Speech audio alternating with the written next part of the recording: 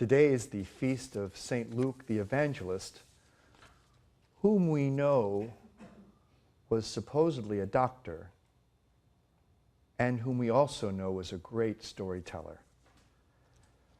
So what has he got to say to us in these lines that we hear from his gospel today?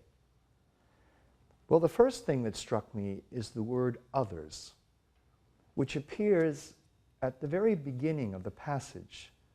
The Lord appointed 72 others.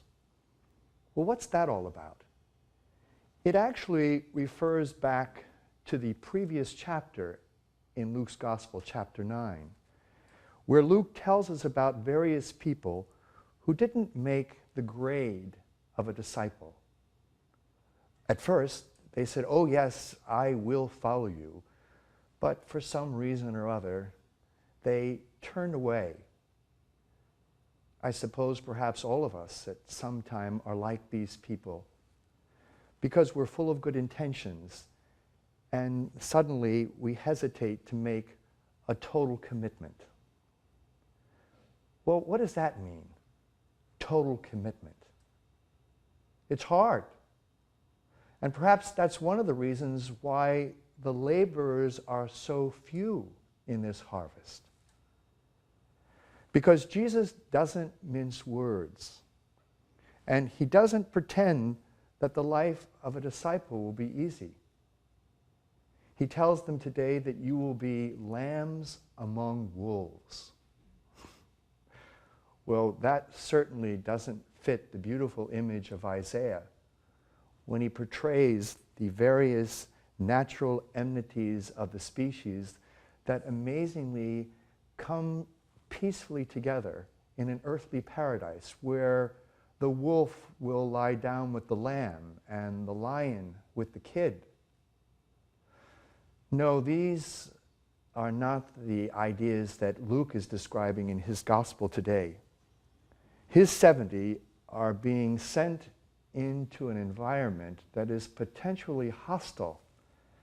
And yet, there is a promise there. The disciples are told to go into the homes of the people they visit. And they're to go empty-handed, without a bag, without money, without sandals. This is a radical poverty. The whole idea of a spiritual poverty as a value are here in Luke's words.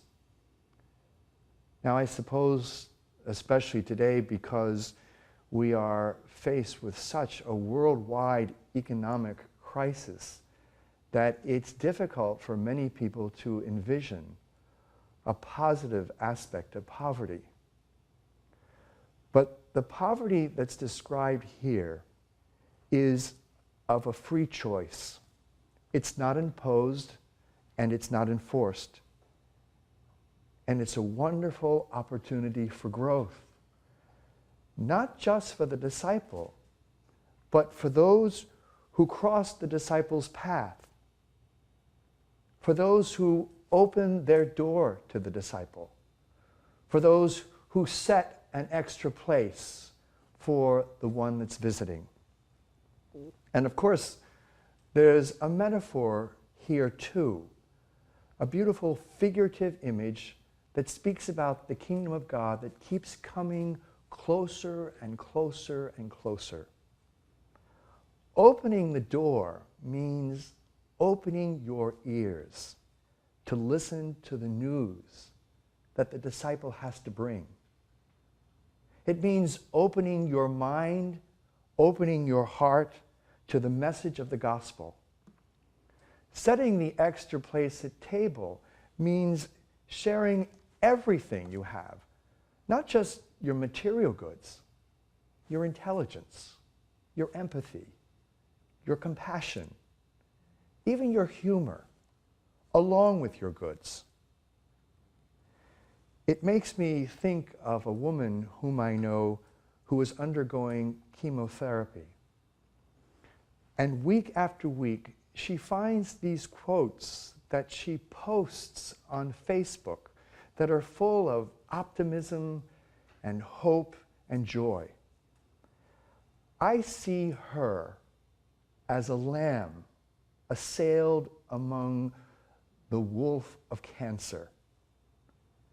But she's befriending the wolf by this sheer force that she has for joy and optimism. That's one way of opening the door, of setting an extra place. So I ask you today, remember her, if you will, in your prayers at this Mass. And remember all those whom we know are suffering and who are being cared for by a doctor, like St. Luke.